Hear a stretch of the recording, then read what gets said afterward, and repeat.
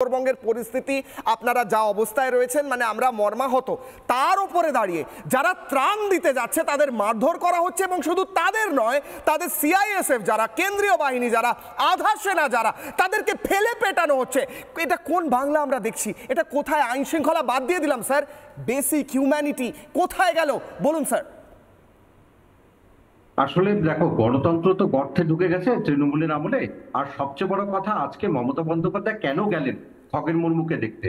যখন দেখলেন যে এসটি কমিশন পর্যন্ত চলে গেছে বিষয়টি, তাকে তো দেখতে হবে যে আদিবাসী সম্প্রদায়ের একজন মানুষ এইভাবে আহত হয়েছে, তাকে মারা হয়েছে, সেই জায়গাতে রাজনীতি করতে গেছেন। এবার তুমি যেটা বলতে চাইছো যে আজকে বামুনডাঙ্গাতে যে গতকাল যেটা তো হয়েছিল, খগেন মুর্মুর উপর আঘাত আনা হয়েছিল, সেটা কিন্তু শুক্লাপাড়া যেই জায়গায় ঘটনা ঘটেছে, মূলত ক্ষতিগ্রস্ত হয়েছে বামুনডাঙ্গা। তোমাকে বুঝতে হবে। এবার এই যে পিঙ্কি খাতুনের নেতৃত্বে যে বাহিনী তাকে অ্যাটাক করেছে, তারা তো তৃণমূলের আশ্রিত দুষ্কৃতী। এবং ঘটনা হচ্ছে যে তারা কিন্তু কোনোভাবেই বন্যা দুর্গত নয়। এবার আজকেও যেটা হয়েছে, আজকেও যখন ওখানে গিয়েও দেখা যাচ্ছে কুমার গ্রামে, সেখানেও একইভাবে কিন্তু উস্কানি দেওয়া হয়েছে। মানে বন্যা দুর্গতদের সঙ্গে এদের কোনো সম্পর্ক নেই। কারণ নাগরাকাটা, বানারহাট যে জায়গাগুলো, মালবাজার, এই জায়গাগুলোর যে যারা নেপালি আদিবাসী মানুষ রয়েছে, তারা কিন্তু এই ধরনের বিষয় করতে পারে না। এবং আরেকটি তথ্য তোমাকে দিচ্ছি কিশলয়, যেটা হচ্ছে এই যে শুক্লাপাড়া বামনডাঙ্গা অঞ্চলে আধার কার্ড একটা কেন্দ্র রয়েছে, যেই নিয়ে বিস্তর অভিযোগ রয়েছে।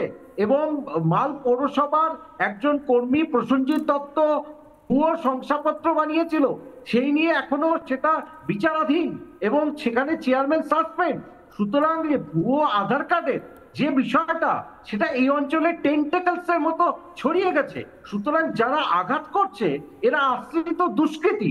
এবং আরেকটি ঘটনা হচ্ছে, এটা মমতা বন্দ্যোপাধ্যায় একজন পুলিশ মন্ত্রী হিসেবে যদি এদের বিরুদ্ধে ব্যবস্থা নিতে না বলতে পারেন, তাহলে সেই পুলিশ মন্ত্রী তথা মুখ্যমন্ত্রীর পদত্যাগ করা উচিত। কারণ উত্তরবঙ্গের মানুষ শুধু রেভিনিউর জন্য নয়, উত্তরবঙ্গের মানুষ শুধু ভোট ব্যাংক নয়। আর সজলদা একদম ঠিক বলেছে, এখানে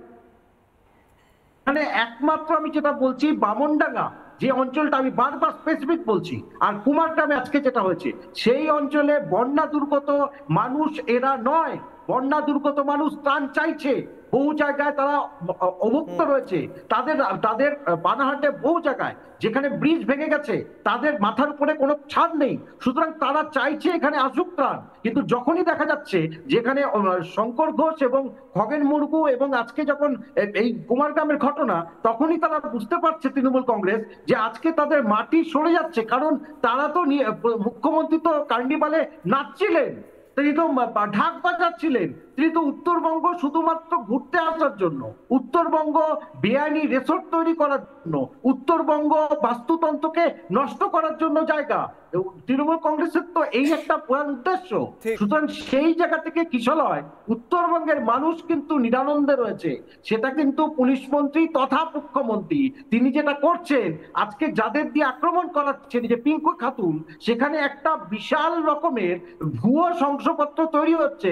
আদৌ তারা রোহিঙ্গা কিনা, আদৌ তারা অনুপ্রবেশকারী কিনা, এবং আদৌ তারা জামাত কিনা, এই নিয়ে কোনো ধরনের তদন্ত কিন্তু হচ্ছে না।